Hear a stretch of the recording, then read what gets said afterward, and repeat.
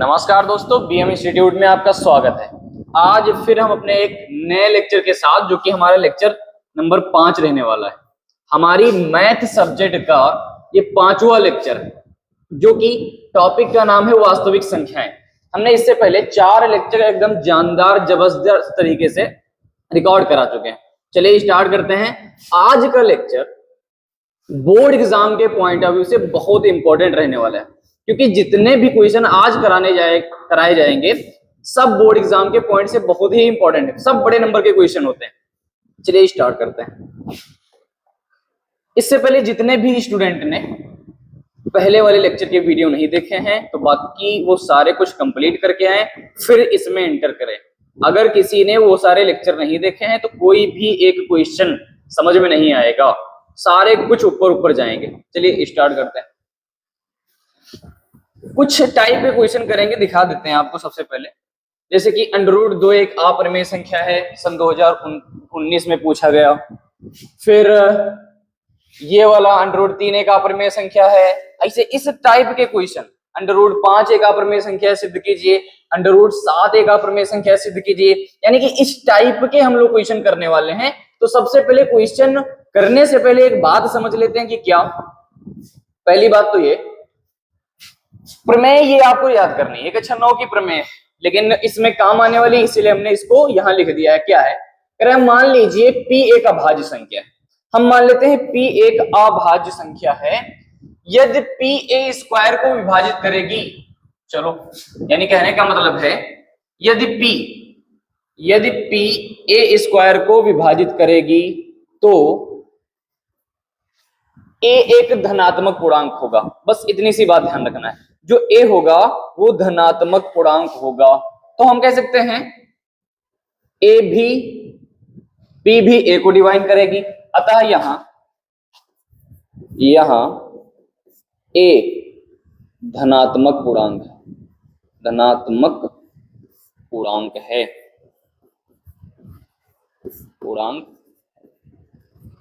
तो क्वेश्चन में परिमेय में दे रखा है। सिंपल सी बात है। कहने का मतलब है अगर P a² को विभाजित करती है तो P a को भी विभाजित करेगी। सिर्फ इतनी सी बात है। एग्जाम्पल संख्याओं से समझते हैं। जैसे कि हम लिख दें 10 का होल स्क्वायर बटे 5। अब तुम मुझे बताओ, क्या ये कटेगा? नहीं। 5 एकम 5, 5 दूना 10।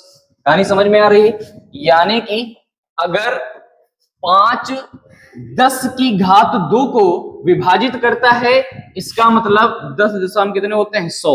100 भी 5 से विभाज्य हो जाएगा। 5 एकम 5, 5 दूना 10, यानी कि आंसर कितना आएगा? 20। कहानी समझ पा रहे हो? सिंपल सी बात है। इंड रिजल्ट में भी विभाजित होगा, यानी चाहे स्क्वायर में हो चाहे स्क्वायर के बगैर हो, विभाजित होगा ही होगा।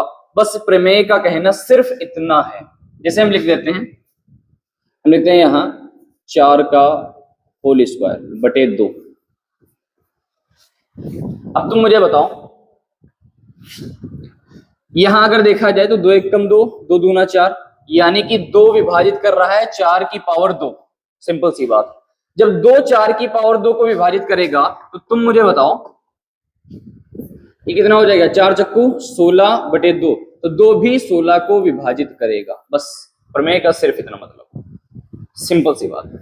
तो ये प्रमेय थोड़ी, बस इतना पॉइंट ये याद रखना कि अगर P अगर a² को विभाजित करेगा तो P a को भी विभाजित करेगा, जहां P एक धनात्मक पूर्णांक है। चलो क्वेश्चन पे आते हैं। बकवास ना करते हुए डायरेक्ट क्वेश्चन पे आते हैं। हम बहुत सारे टाइप के क्वेश्चन करने वाले हैं, एक जो बोर्ड एग्जाम में जबरदस्त रिपीट होते हैं, जबरदस्त नंबर देके जाते हैं। बात समझ पा रहे हो? चलो, और यहां इसमें एक चीज ध्यान रखना, और ये तो धनात्मक पूर्णांक हो गया, और P क्या है? तो P एक अभाज्य संख्या है। अभाज्य संख्या है, जहां P एक क्या है? अभाज्य संख्या है। ये अगर समझ में नहीं भी आया हो, कोई चिंता की बात नहीं। हमें सिर्फ क्वेश्चन ही सॉल्व करने हैं। तो सिर्फ हमें मतलब क्वेश्चन से रहना है, तो इससे मतलब ही नहीं। चलो देखते हैं। लिखा है √2 एक अपरिमेय संख्या। ये क्वेश्चन कई बार रिपीटेड क्वेश्चन, कई बार का रिपीटेड क्वेश्चन। तो जब इस तरीके के क्वेश्चन आते हैं कि √2 एक अप्रमेय संख्या है, √3 एक अप्रमेय संख्या है, √7 एक अप्रमेय संख्या है, जब इस टाइप के क्वेश्चन आते हैं तो हम लोग हमेशा उसके विपरीत मानते हैं। बातें समझ में आ रही हैं? यानी कि देखा जाए तो ये कैसे है, √2 एक अप्रमेय संख्या कैसे है? तो तुम ध्यान रखना, पहला हिंट स्टार्ट करने से पहले एक क्वेश्चन में समझ लो सारे कुछ क्वेश्चन लग जाने वाले। एक क्वेश्चन पे सिर्फ ध्यान देना है। क्या? सबसे पहले इसने बोला है हम यहां से स्टार्ट करेंगे। पहला पॉइंट,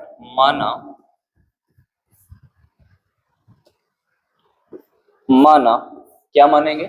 इसने लिखा है √2 एक अप्रमेय संख्या है, तुम इसके उल्टा लिख दो, माना √2 एक परिमेय संख्या है, परिमेय संख्या। कहानी समझ में आ रही? यानी सेम पहली बात तो ये, हमेशा उल्टी बात लिख दो। इतना √2 एक परिमेय संख्या है, उसने कहा था अपरिमेय संख्या है, तुमको लिख देना है परिमेय संख्या है, बस। तो हम कह सकते हैं √2 बराबर, ये थोड़ा कलर हम चेंज कर लेते हैं, √2 बराबर कितना आएगा? परिमेय संख्या यानी P/Q के रूप में लिखा जा सकता है। जहां ध्यान रखना, जहां P व Q क्या है? जहां P व Q सह अभाज्य है, जहां P व Q सह अभाज्य है। कौन सा है? सह अभाज्य। अब क्वेश्चन आ रहा होगा सर जी सह अभाज्य आप बोल रहे हैं, सह अभाज्य का मतलब क्या? तो तुम ध्यान रखना, सह अभाज्य संख्याएं वो होती हैं जिनका HCF, सह अभाज्य संख्याएं वो होंगी जिनका HCF साहब 1 होता है। अगर कोई पूछे कि सह अभाज्य संख्याएं कौन सी होती हैं, तो तुम बताओगे उसे जिनका HCF 1 होता है वह सह अभाज्य संख्या होती है। यहां तक कहानी समझ में आ रही है? यानी √2 एक परिमेय संख्या है, यानी P/Q के रूप में लिख सकते हैं, जहां P व Q सह अभाज्य संख्या है। कहानी ओके है, कोई चिंता वाली बात। अब यहां से थोड़ा हम इसे सॉल्व कर लेते हैं। अगर देखें इसके नीचे एक मान लेते हैं, क्रॉस मल्टीप्लाई करा लेते हैं, क्या बनेगा बताओ? ये बनेगा √2Q बराबर में ये बनेगा P। कहानी समझ में आ रही? अब हम यहां से क्या करेंगे, यहां से सिर्फ एक कहानी करनी है, दोनों पक्षों का वर्ग कर देंगे। हम लिख देंगे अतः क्या आया? दोनों पक्षों का वर्ग करने पर, दोनों पक्षों का वर्ग करने पर, जब हम दोनों पक्षों का वर्ग कर देंगे, करने पर यहां से हम दोनों पक्षों का वर्ग कर देंगे। देखो साहब क्या आता है, यानी कि √2Q का स्क्वायर यानी वर्ग और P का भी स्क्वायर। कहानी समझते रहना। Create your patience only on understanding level. अब देखो क्या करेंगे, अब हमें क्या करना है, जाहिर सी बात हम लोग जानते हैं कि जब अंडररूट के ऊपर घात लगी होती है तो अंडररूट खत्म हो जाता है, यानी कि ये कितना खुल के आएगा? 2। भाई जाहिर सी बात है, यहां थोड़ा सा √2 गुणे √2, इसे 2 बार लिख सकते हैं ना, तो अंडररूट एक छत गायब हो जाएगी, एक संख्या गायब हो जाएगी, कितना आएगा? 2। बस ये कहानी समझ लेना। तो हम यहां लिख सकते हैं 2 और Q का स्क्वायर, 2Q का स्क्वायर बराबर में कितना हो जाएगा? P²। बताओ कितने लोगों को कहानी समझ में आ रही? ऑल टोटल बात समझ में आ रही? तो अब देखो हम क्या करेंगे, दोनों पक्षों का वर्ग कर दिया है, तो यहां एक बात निकल के आती है, हम लिखेंगे अर्थात P एक सम संख्या है। क्या लिखेंगे? P एक सम संख्या है, तो लिख ही देते हैं, अर्थात P² सम है। जब P² सम है तो P भी तो सम होगा, सिंपल सी बात है। जब P² सम है तो P भी सम होगा। बताओ यहां तक स्टेप समझ में आई? कोई चिंता वाली बात?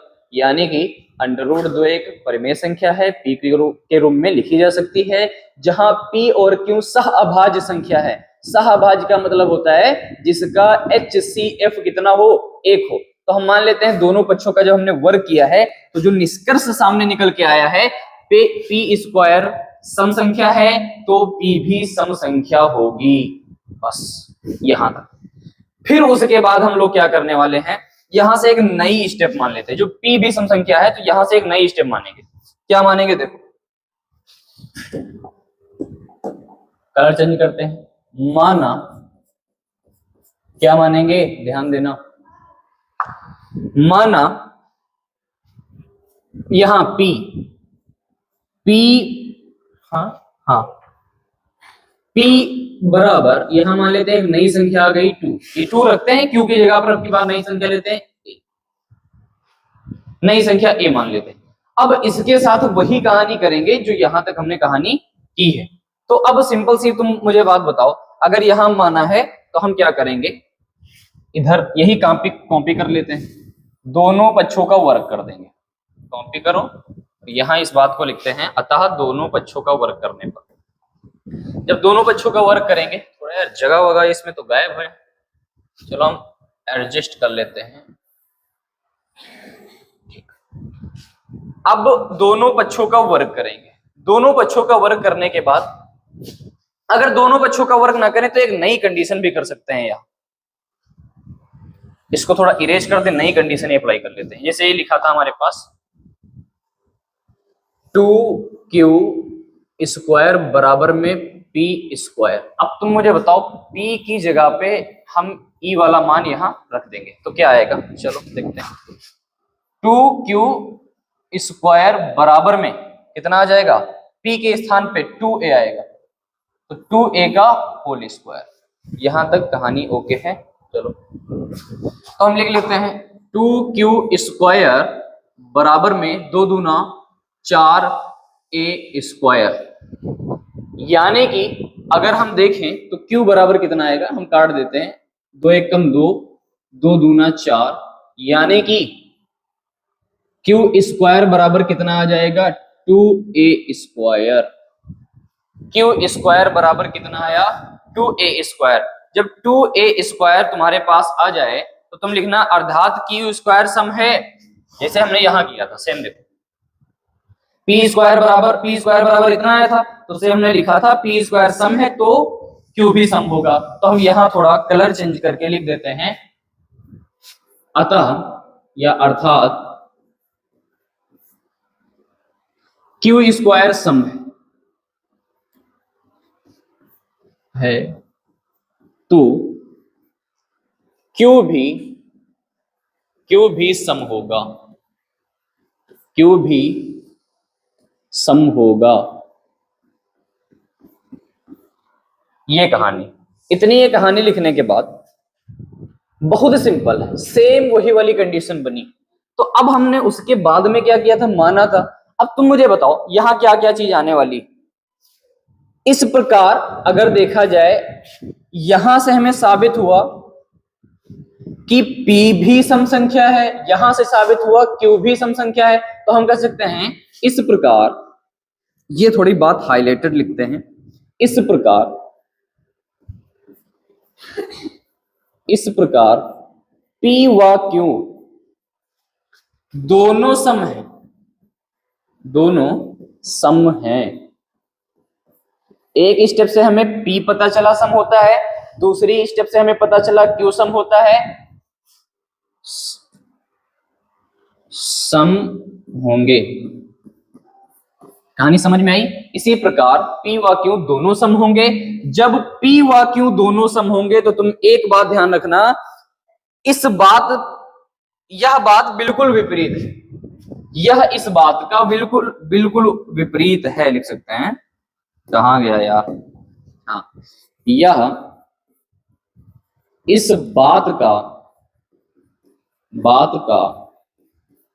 बिल्कुल विपरीत है। अतः यहां विरोधाभास उत्पन्न होता है। अतः यहां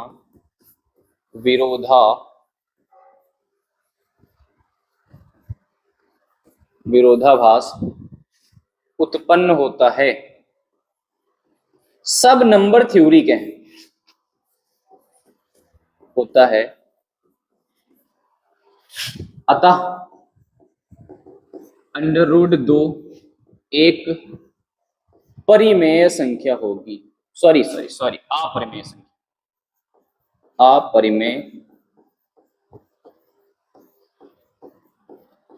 संख्या। बस ये तुम्हारा इंड रिजल्ट सामने आ चुका है। यही बहुत इंपॉर्टेंट है। बस इसी बात को सिद्ध करने के लिए हमने इतना तामझाम किया है। ये रहा मामला तुम्हारा सामने, हम टिक कर देते हैं इसको। Just 1 second, I will correct.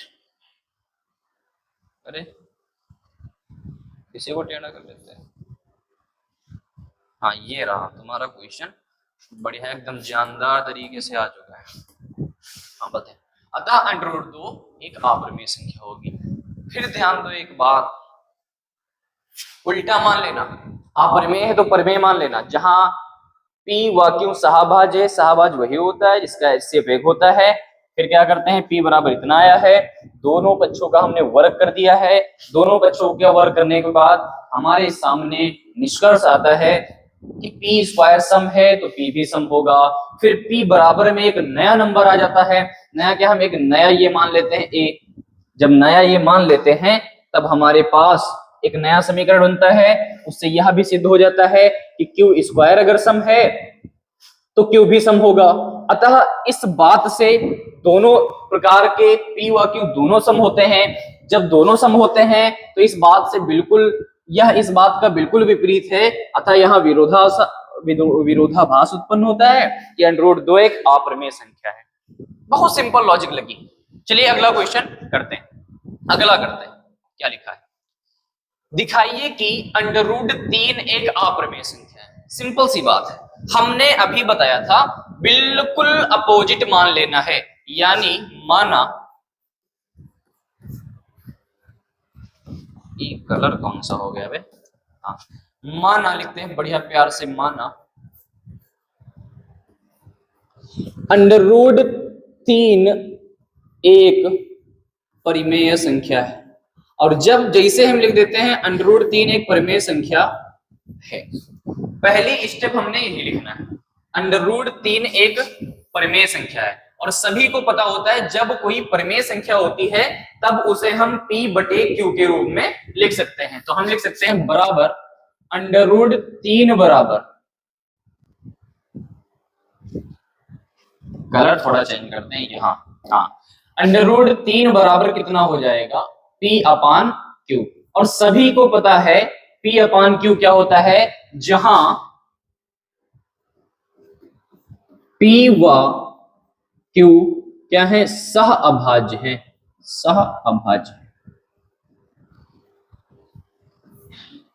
बस इतनी सी बात करने के बाद कहानी आगे बढ़ जाएगी। क्या बढ़ेगी कहानी, देखो तो ये बात लिख देते हैं। फिर अपना हम यहां करने वाले हैं, थोड़ा इसको सॉल्व कर लेते हैं। इसके नीचे एक माने क्रॉस मल्टीप्लाई कराते हैं तो कितना आएगा, √3Q बराबर में P। बस अब क्या करेंगे, यहां हम दोनों पक्षों का वर्ग कर देंगे। दोनों पक्षों का वर्ग करने पर यहां दोनों पक्षों का हम लोग वर्ग करेंगे। ठीक, ये यहां तक कहानी समझ में आ रही है, कोई चिंता वाली बात। उल्टा मानो, फिर थोड़ा सॉल्व करके अब इसके दोनों पक्षों का वर्ग कर देंगे तो क्या आएगा बताओ। जब दोनों पक्षों का वर्ग करते हैं तो √3Q का स्क्वायर बराबर P का square. At the end result क्या आया, 3Q स्क्वायर बराबर में P स्क्वायर। इतनी बात जब निकल के आती है तो थोड़ी सी कहानी हम फिर लिखते हैं। क्या लिखते हैं, याद करो तुम लोग, जहां पी स्क्वायर सम है, और जब पी स्क्वायर सम होता है तो हम लोग बोल देते हैं तो पी भी सम होगा।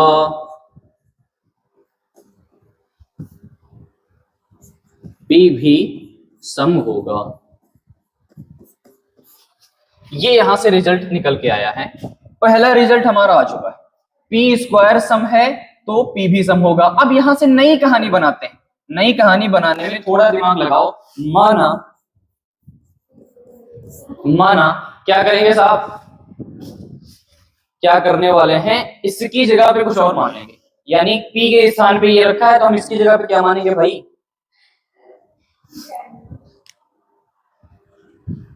क्यू स्क्वायर के बराबर क्या मानेंगे, हम यहां लिख देते हैं 3q स्क्वायर। नया नंबर ले लेते हैं, क्या नया नंबर लेंगे 3a। हाँ,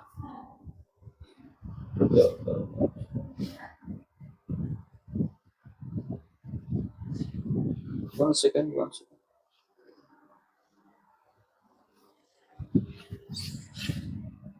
यहां फिर देखो हम क्या करेंगे।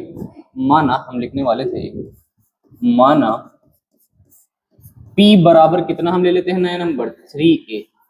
तो हमारे पास कितना था 3q स्क्वायर बराबर में p स्क्वायर।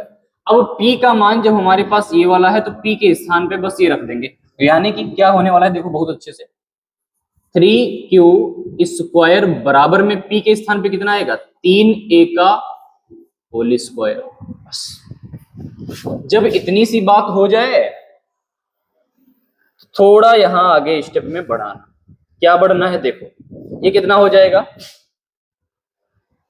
3q स्क्वायर बराबर में कितना होगा साहब, 3 तिया 9, कितना होगा 9a स्क्वायर।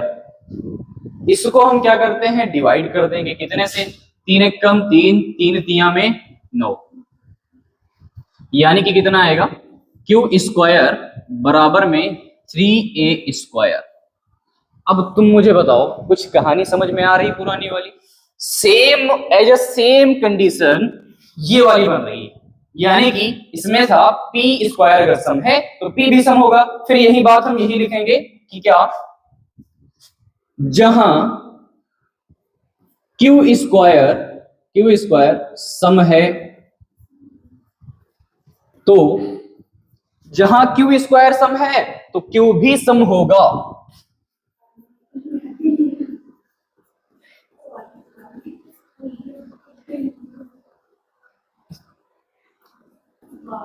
क्यू भी सम होगा। अब हम क्या करेंगे, तो इसी प्रकार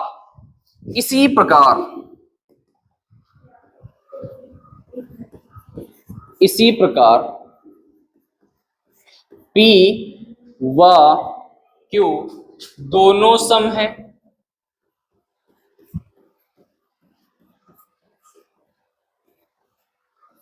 दोनों सम है, तो यहां क्या उत्पन्न हो रहा है, तो यहां विरोधाभास उत्पन्न हुआ।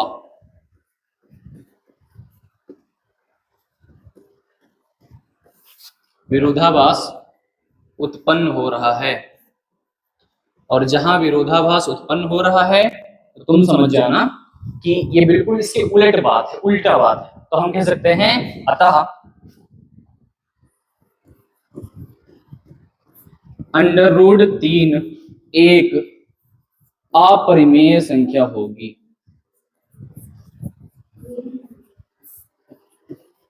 √3 एक अपरिमेय संख्या। बहुत सिंपल सी बात, बहुत सिंपल सी बात। क्या आने वाला है, इसको थोड़ा हम कलर में अलग कर देते हैं ताकि तुम लोग इसे हाईलाइटेड पॉइंट में देख सको। कहानी समझ में आ रही, बस थोड़ी सी स्टेप है, ज्यादा कुछ करना ही नहीं, बहुत लंबा करना कि ये वो कुछ नहीं, सिंपल सी बात है। 2 स्टेप है, एक तो ये सम वाला मामला समझना है, दूसरा इधर सम वाला मामला समझना है। अब दोनों ये सम है, ये तो बिल्कुल इसके विपरीत है। जब बिल्कुल विपरीत होता है तो इसका मतलब यहां विरोधाभास उत्पन्न हो रहा है, और जहां विरोधाभास उत्पन्न हो जाए तो तुम कहना √3 एक अपरिमेय संख्या है। इससे यह सिद्ध होता है कि √1 एक अप्रमेय संख्या है। तो लिख सकते हो इति सिद्धम।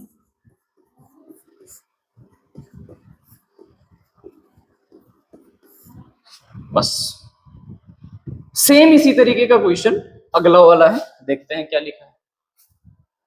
सिद्ध कीजिए कि अंडर रूट 5 एक अप्रमेय संख्या है। सेम वही कहानी करनी है। क्या करनी है कहानी? सेम उल्टा मान लो। क्या? माना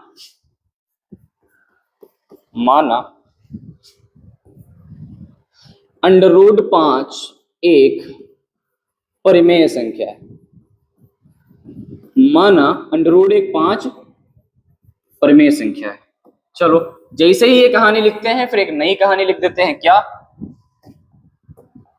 सिंपल सी बात है, अंडर रूट 5 एक परिमेय संख्या है, यानी P अपान Q के रूप में लिखी जा सकती है। और जहां सभी को पता है, जहां P व Q सह अभाज्य संख्या है। सेम उसी तरीके की सब में स्टेप लग रही हैं ऑल टोटल, यानी जहां P व Q सह अभाज्य संख्या है और सभी को पता है सह अभाज्य क्या होता है, जिसका HCF, सह अभाज्य किसे बोलते हैं? जिसका HCF कितना हो साहब? 1। जिसका HCF 1 हो वो सह अभाज्य संख्या होती है। इसके बाद हम इसे थोड़ा सा सॉल्व कर लेते हैं। क्या सॉल्व करेंगे? इसके नीचे 1 मान लेते हैं, क्रॉस मल्टीप्लाई करा देंगे, यानी अंडर रूट 5 में Q बराबर में कितना आ जाएगा? P। Q बराबर में कितना आएगा? P। तो बस यहां स्टेप बढ़ाने के बाद थोड़ी सी कहानी हम इनको और बताते हैं। क्या बताएंगे? दोनों पक्षों का वर्ग करने पर, दोनों पक्षों का वर्ग करने पर, जब हम लोग दोनों पक्षों का वर्ग करते हैं, दोनों पक्षों का वर्ग, जैसे ही हम दोनों पक्षों का वर्ग करते हैं फिर इन रिजल्ट क्या आता है देखते हैं। ये कितना हो जाएगा? अंडर रूट 5 Q का होल स्क्वायर बराबर में P का स्क्वायर। जैसे ही हम वर्ग को हल करते हैं तो कितना आएगा? 5Q स्क्वायर बराबर में कितना? P square. फिर हम एक नई बात यहां से निकल के आई थी। क्या नई बात निकल के आई थी? जहां P स्क्वायर सम संख्या है, जहां P स्क्वायर सम है तो P भी सम होगा। जहां P स्क्वायर सम है तो P भी सम होगा। सिंपल सी बात। सारी कुछ कहानी वही करते आ रहे हैं, कोई नया मामला नहीं, कोई नया स्टेप नहीं, कोई नए शब्द भी नहीं। बस अगर कुछ बदला हुआ है तो सिर्फ संख्या बदली हुई, बकायदा और कुछ नहीं बदला हुआ है। चलिए ठीक है, तो हम यहां से फिर एक नई कहानी बनाते हैं। क्या बनाएंगे? माना P बराबर ले लेते हैं क्या? 5A। 5A और A जहां पूर्णांक होता है। चलो तो हम क्या करते हैं, इसकी अगली वाली स्टेप में तो हम क्या करेंगे भाई, ये कितना लिखा था पहले हमारे पास? समीकरण नंबर 1, स्क्वायर बराबर P स्क्वायर। अब हम बस ये वाला P का जो मान है, ये वाला बस इसकी जगह पे रख देंगे, यानी कि 5Q स्क्वायर बराबर में P के स्थान पे कितना आएगा? 5A का होल स्क्वायर। बस तो थोड़ी सी जगह क्रिएट करते हैं, फिर कहानी को थोड़ा सा आगे बढ़ा देते हैं, यानी कि ये कितना हो जाएगा? 5Q स्क्वायर, 5Q स्क्वायर बराबर में 5A का होल स्क्वायर। तो कितना आएगा बताओ? 5Q स्क्वायर बराबर में 25A स्क्वायर। थोड़ा सा हम विभाजित करते हैं तो क्या आएगा? 5 एकम 5, कलर चेंज कर देते हैं। 5 एकम में 5, 5 25, यानी कि कितना आ जाएगा? Q स्क्वायर बराबर में कितना? 5A square. अब यहां से थोड़ी बात फिर निकल के आ रही है। क्या निकल के आ रही है? जहां अलग कहानी फिर बनाते हैं, जहां Q स्क्वायर सम है। क्या है? जहां Q स्क्वायर सम है, तो जहां Q स्क्वायर सम होता है तो हम उसके तुरंत आगे लिखते हैं, तो Q भी सम होगा।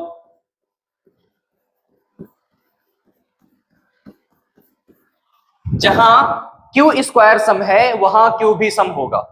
जब क्यू सम होगा अतः इस प्रकार पी व क्यू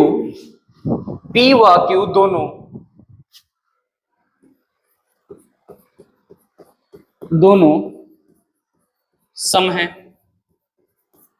इस प्रकार पी व क्यू दोनों सम है, अतः यह बिल्कुल इसके विपरीत है। अतः यहां हम क्या लिख देते हैं, अतः यह बिल्कुल